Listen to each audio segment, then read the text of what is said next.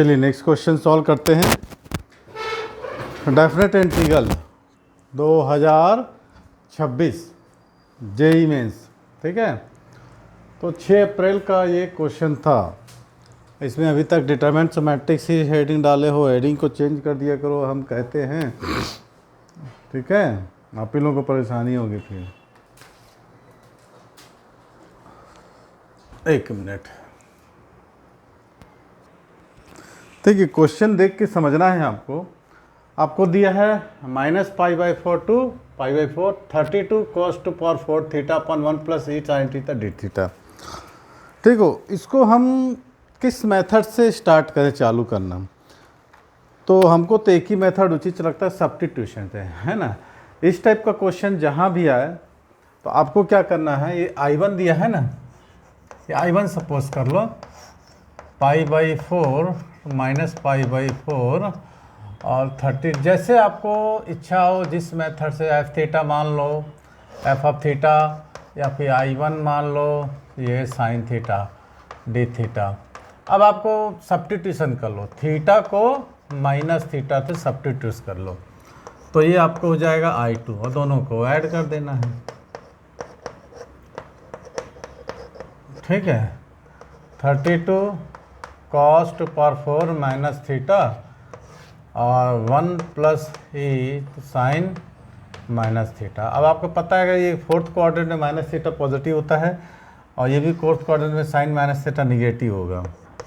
तो I2 आपका आ जाएगा π/4 -π/4, न्यूमरेटर वैसे ही होगा cos टू पावर 4 थीटा और 1 प्लस ई का पावर माइनस साइन थीटा हो जाएगा। अब देखिए ये इसका निगेटिव है ना, एक्सपोनेंट निगेटिव है, तो इसको अपन क्रॉस मल्टीप्लिकेशन करके भी लिख सकते हैं ना। तो आपका ये फॉर्म हो जाएगा। देखिए आप लोग सब समझ रहे हैं, मेरा मेन मकसद है जी कि जो ड्रॉप लिए हैं, जो रेगुलर क्वेश्चंस को सॉल्व करना, बाकी बेसिकली आप लोगों को सीखना उसमें। ये ऊपर चले जाएगा I2 पावर साइन थीटा, इसको क्या करेंगे, फ्रैक्शन के फॉर्म लें, कॉस मल्टीप्लिकेशन एलसीएम लेंगे, 32 cos 4 थीटा, ये नॉर्मली आप लोग किए होंगे, ई साइन थीटा और +1 डी थीटा, ठीक है। नॉर्मली आप लोग NCERT वगैरह बुक में सबको पढ़ चुके हैं, ठीक है। अब आपको क्या करना है, दोनों को ऐड कर देना है, तो I = I1 + I2 हो जाएगा। I = I1 + I2। मैं सिस्टमेटिक आपको पूरा सॉल्व करके बता रहा हूँ। तो I1 आपको था ये क्वेश्चन में जो दिया था -π/4 और π/4 32 cos टू पावर 4 थीटा और 1 प्लस ई का पावर साइन थीटा, ये हो जाएगा डी थीटा प्लस, फिर ये भी वही हो जाएगा π/4 से -π/4, ठीक है, e to power sine theta और 32 cos टू पावर 4 थीटा और 1 प्लस ई साइन थीटा, कैसे भी लिख सकते हो। देखो दोनों का डिनोमिनेटर इक्वल आ रहा है, तो न्यूमरेटर हमारा ऐड हो जाएगा, ठीक है। -π/4, ये इवन ऑड फंक्शन को बाद में देखेंगे, पहले आप लोग इसको इस फॉर्म में लिख लो। 1 प्लस, पूरा सॉल्यूशन है, आँख मूँद के बनाते चलिए। तो 1 प्लस ई साइन थीटा कॉमन निकाल लोगे और बचेगा आपको क्या, देखो सिंपल बच गया 32 cos 4 theta D theta, cancel कर दो तो आपका इंटीग्रेट करने लायक हमको आ गया -π/4 से π/4 और 32 cos 4 थीटा, सिंप्लीफाई हो गया, ठीक है। यहाँ तक क्लियर हुआ होगा, फटाफट बन गया, ठीक है।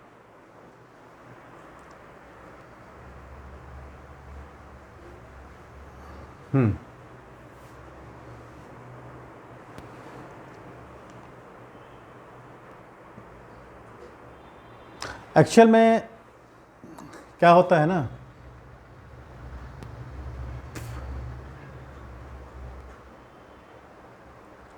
ये 2i हो जाएगा ना, यहाँ पर I1 + I2 दोनों इक्वल हो गया, तो एक्चुअल में ये 2y करते हैं अपन इसको, है ना, और 32 को बाहर निकाल देते हैं, तो ये हो जाता अपने पास 16, ऐसा कुछ हो जाता क्या? ठीक है, ऐसा भी है ये आपका, ठीक है। एफ थीटा प्लस है, मैंने 32 कॉस थीटा है, या 2i। अब आपने एक फार्मूला पढ़ा होगा, ये तो इवन फंक्शन है, ये जो 32 cos 2 पावर 4 थीटा है ये इवन फंक्शन है, तो अब हम कैसे लिख सकते हैं?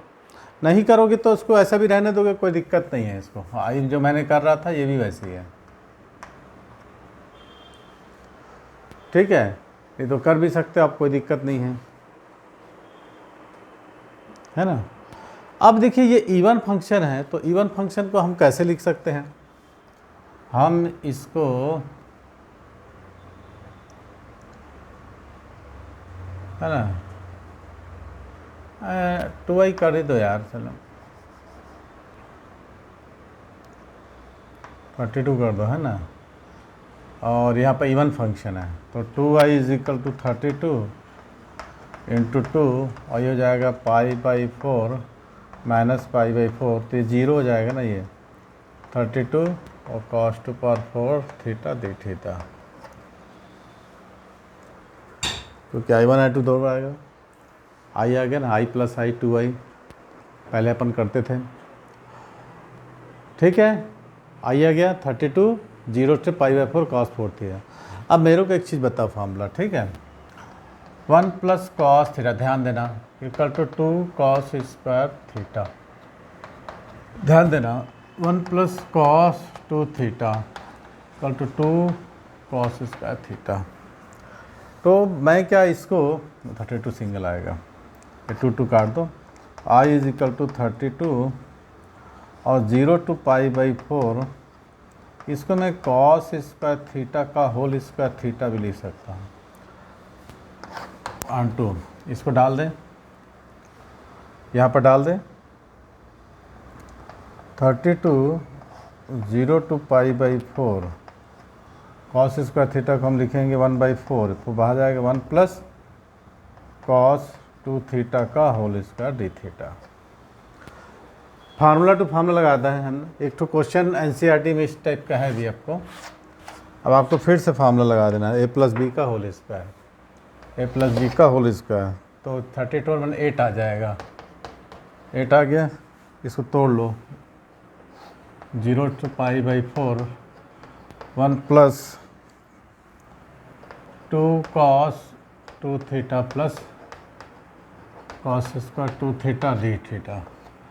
एक चीज़ और टूटेगा यहाँ पर, अभी मैंने बताया 1 plus cos 2 theta equal to 2 cos square theta, ठीक है, 1 plus cos 4 theta 2 cos square 2 theta हो जाता है, यहाँ पे यही लगेगा ये, ठीक है। तो इसको हम यहाँ पर लगा देंगे।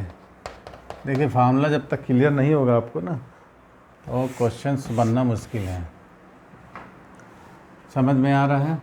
0 टू π/4 और यहाँ पर 1 plus 2 cos 2 theta plus 1 plus cos 4 theta by 2। अब इसका इंटीग्रेट मारो साइंस से,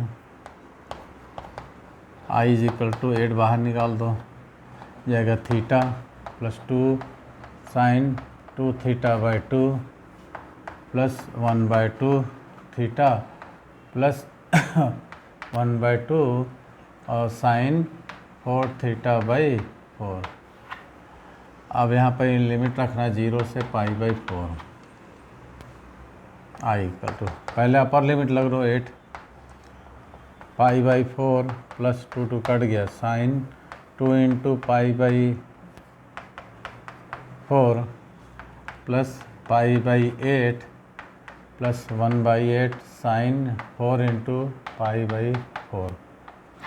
ये हो गया अपर लिमिट। लोअर लिमिट रखेंगे तो थीटा 2 इंटू 0 थीटा, थीटा 0, सब 0 हो जाएंगे, मैंने 0 हो जाएगा इसको लिख दूँगा। अब इसको सॉल्व कर लो, ऑप्शन आप लोग लिखे नहीं हो, 2 इंटू 2 तो π/4 प्लस साइन है ना पाई बाई 2 1 1 हो जाएगा, प्लस पाई बाई 8 प्लस ये 4 4 कट गया 0 हो जाएगा।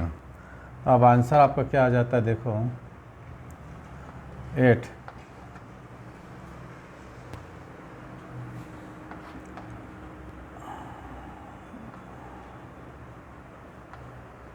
3 पाई प्लस 1। इसको करोगे ना आप इसको तो 3 पाई प्लस 8 ये आंसर आ जाएगा। ऑप्शन आपने लिखा नहीं है पर 4 ऑप्शन में से यही ऑप्शन आपको 3 पाई प्लस 8 निकल कर सामने आएगा। चमक रहा है बेटा। चलो फटाफट कॉपी कर लो और वीडियो पसंद आया लाइक करके शेयर करना। चलिए थैंक्स फॉर वॉचिंग।